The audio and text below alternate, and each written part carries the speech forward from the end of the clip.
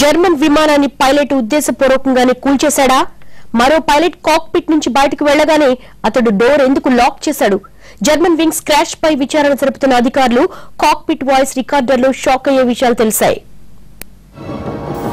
ఆల్ఫ్ పర్వతాల్లో కూలిన German wings airlines విమానం ఎయిర్బస్ A320 పై విచారణ జరుగుతోంది. లోతుగా విచారణ జరుపుతున్న నిపుణులకు దిమ్మ తిరిగే విషయాలు బయటపడ్డాయి. క్యాబిన్ లో కూర్చున్న ఓ పైలట్ కావాలనే విమానాన్ని కూల్చేసినట్లు విచారణ అధికారులు అనుమానిస్తున్నారు.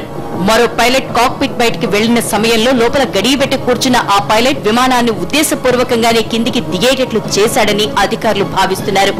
విమానం వేగంగా కిందికి దిగుతున్న విషయాన్ని గమనించిన మరో పైలట్ కాక్పిట్ లోపలికి వెళ్లేందుకు ప్రయత్నించాడు. కానీ లోపలున్న పైలట్ బోల్ట్ తీయకపోవడంతో అది సాధ్యం కాలేదు. దీంతో ప్రమాదం జరిగిపోయింది.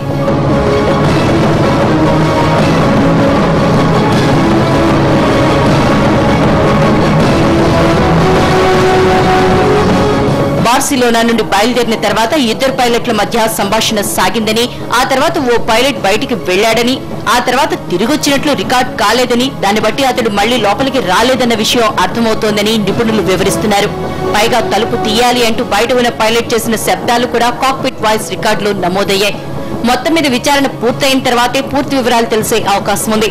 అయితే ఈ ఘటనకు తీవ్రవాదుల కుట్రగా తాము భావించడం లేదని జర్మనీ, ఫ్రాన్స్ దేశాల అధికారులు అంటున్నారు.